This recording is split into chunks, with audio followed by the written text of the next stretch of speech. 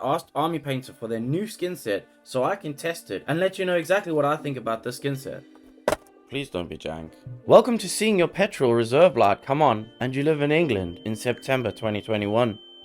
In this video, I'm going to show you how I use those skin tone sets, both with airbrushing and conventional brush methods.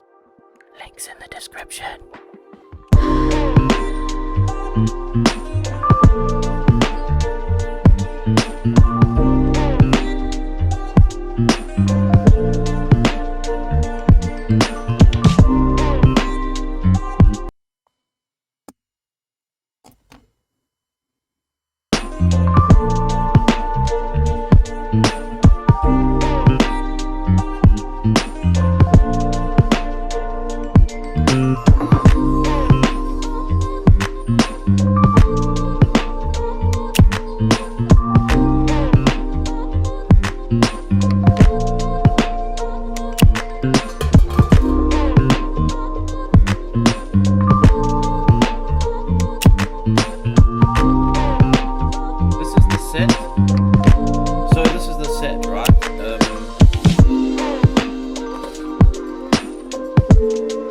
How the box looks.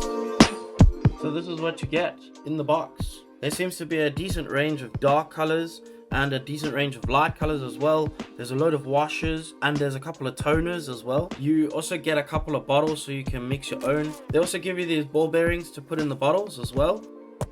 So my plan is to paint these two heads for you guys and show you exactly how I'm going to use the new ARMYPAINTER's skin tone paint set to paint skin tones on magneto. Let's jump right into that. 3:28 a.m. In total, I'm going to be painting 4 of these busts. These busts were sculpted by Sanex. You can find a link for Sanex in the description below. So this is some of the stuff that I did before I started painting the faces. I was just preparing these models and getting them ready to put together once I had completed the faces.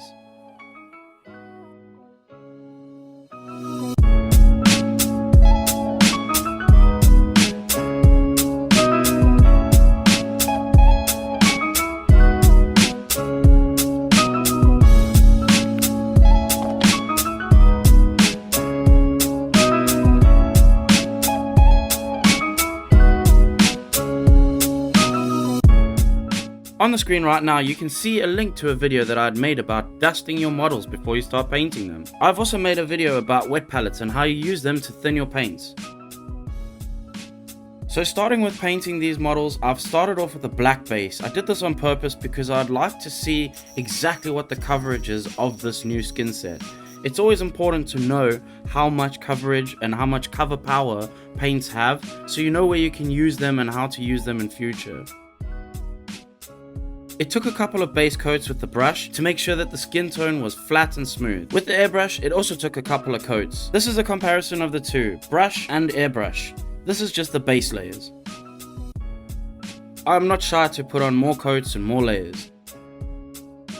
I'm gonna start putting highlights in now. I'm gonna start using lighter and lighter colors, working my way up the set and starting to add the highlights in the highest spots, and I'm basically just doing a sketch. This is what's known as a rough sketch. So I'm sketching the volumes for this piece before I even start working on any of the details.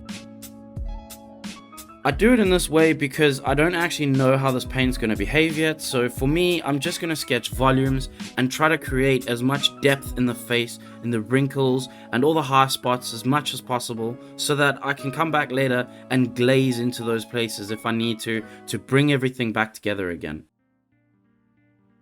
It could be called whatever you want to call it really. At the end of the day, we're just trying to create the volume so that later on, when we tie this all together with a glaze, you have already got the depth from the deepest parts and the brightness of the lightest parts where the light is hitting. I'm working my way through the colors that I had picked. I will leave a list of the colors that I chose to use in the description below for this specific skin tone. I'm working my way up through the brightest colors to make sure that the volume is represented overall in the entire head sculpt. If you'd like to see any of the videos without any speed warping on them, I am now starting a Patreon, and if you join Patreon, I will be posting on Patreon some of the videos that I do in the complete entirety without any edits, just raw cuts and no time lapses. Again, I've linked that in the description. As you can see, I'm building my volume. I started off with the dark base and I worked my way up to my highlights. I use this technique for tattooing as well. I use this for all my drawings, to be fair, and it's something that works really easy for me. So once you've found where your deepest part is, it's easy to work your way up to the lightest, brightest point, making sure never to go near white, because white would be the ultimate highlight. So as long as you keep everything underneath white, you can use white later on to really bring out the highest points of your highlights. Taking one of the toners and I'm adding that red to the skin as a glaze to try and bring some more life into the skin and emulate the look of blood just underneath the surface of the skin. Hey bros, afterthought ground over here. I almost forgot that I needed to announce who had won the wet palette from the last video that I had done. Name is Chris. Hey yeah.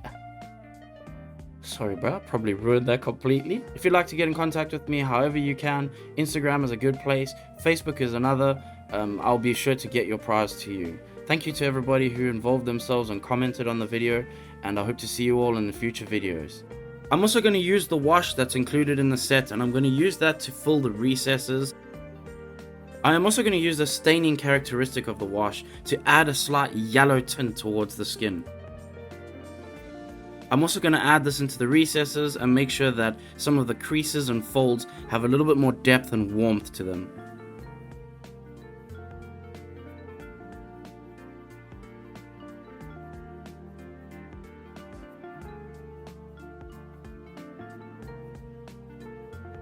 Here I'm mixing up a slightly warmer glaze so that I can glaze over the top of everything I've done and start to tie everything together. I've made a video previously on glazes. You can see that in the top corner right now.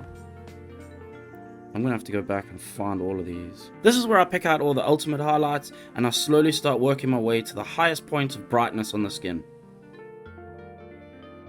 Concentrating that on only the areas that the light would hit at the brightest points on the model. This is something that will take time to get used to and practice to figure out where those brighter spots will be. Studying light is an important part of learning to paint and making sure that light reflects on your model in the correct way.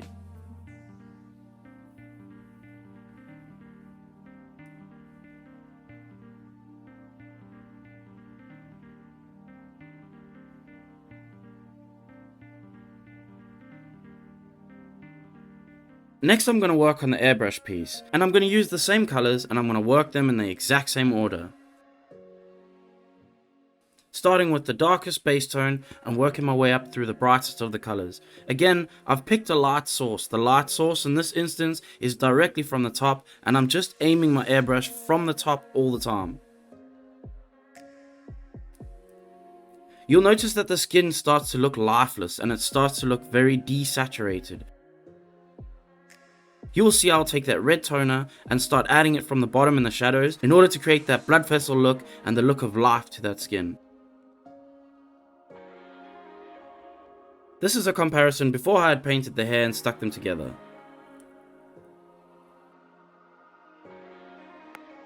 And here they are, head and shoulders, right next to each other. Now I'm going to start adding in the final details. Using the same skin set, I'm going to start painting in the lips.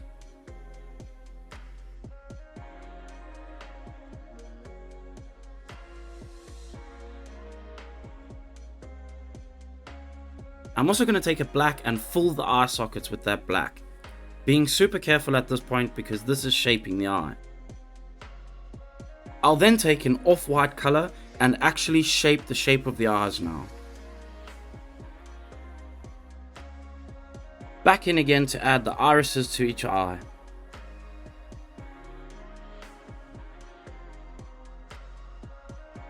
Pupils and a small highlight.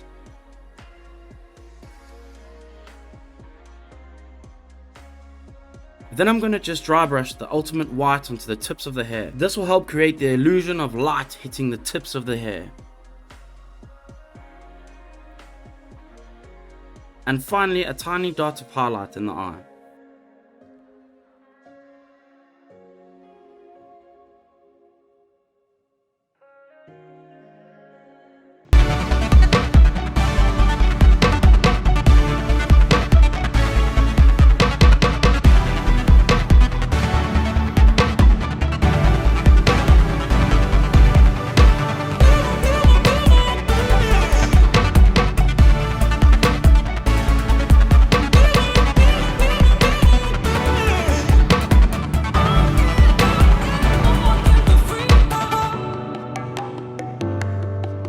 Hopefully that video answered some questions for you if you are on the edge thinking about buying the new skin set from ARMYPAINTER. If you enjoyed the content, please consider subscribing and also have a look at my Patreon, where I'll be posting a lot of the behind the scenes videos and photos of stuff that I don't post normally on social media. I hope you enjoyed the video, and we all know what you need to do. If you didn't like it, just f*** off. That is exactly how you wrap it.